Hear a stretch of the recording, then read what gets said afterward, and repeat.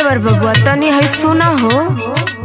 अरे गांव में बड़ी तोहार चर्चा होती है, का बात है? अरे केथुआ का चर्चा होती है बताइबू? हमके सब पता चलेला कि तू पढ़े जाला कि आवारा गर्दी करे। अरे तो भयल कहा बोला?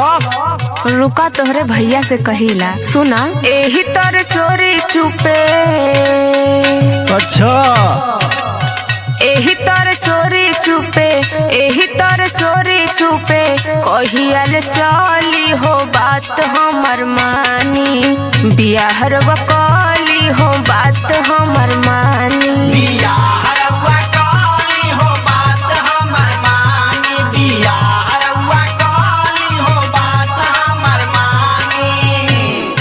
ए भौजी एगो बात पूछी? पूछा। इतनी धमकी उमकी मत दो हमरा के। अच्छा हाँ तो का कर ले बाहो? नहीं सब जानिला तोहरा बारे में। सुनो नहीं जादे गोर नहीं,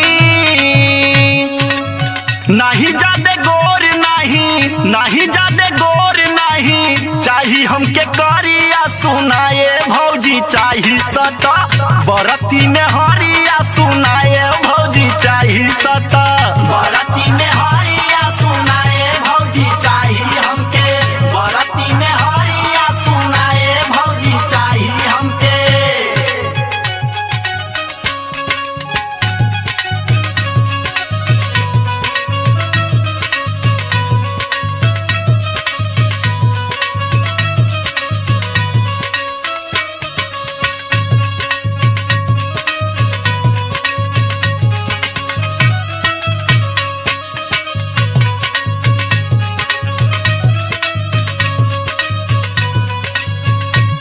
सुना तोहरे भलैये बदे कहत हई ये बबुआ। बड़ी अच्छी हो भौजी, हमरे बारे में सोचत हो। हाँ हो, शादी कले बा तो एको देवरानी आ जाई ना। सुना बोला भौजी।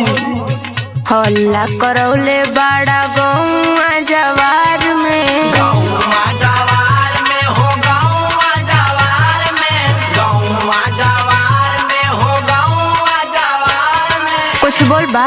हाँ हो सुनी तो हर बात दर्द उठेला कपार में, उठेला कपार में हो, उठेला कपार में, उठेला कपार में हो, उठेला कपार में। हल्ला करौले बाड़ा गौआ जवार में, सुनी तो हर बात दर्द उठेला कपार में।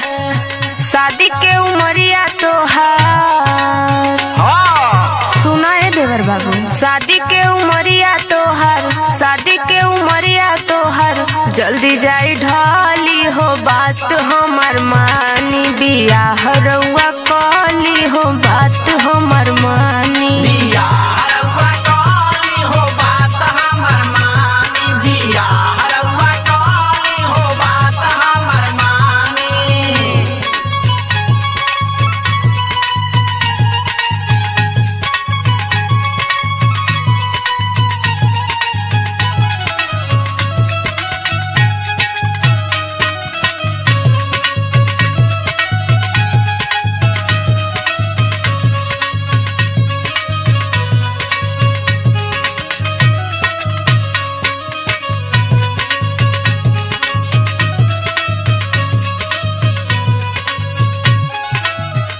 ई बदमाशी कहिया ले चलिए बबुआ? कौन बदमाशी है भौजी?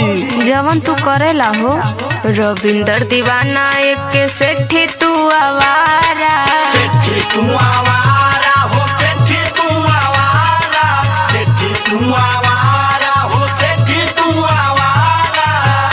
तो हैला सुन लो, सुना ये करी ना भौजी रोब जनी झारा, रोब जनी झारा हो, रोब जनी झारा, रोब जनी झारा हो, रोब जनी झारा। रविंदर दीवाना एक के सेठी तू आवारा। सुना ये करी ना भौजी रोब जनी झारा।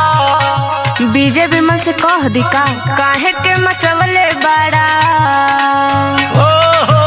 काहे के मचवले बाड़ा, काहे के मचवले बाड़ा। इतना खलबली हो बात हमर मानी। बिया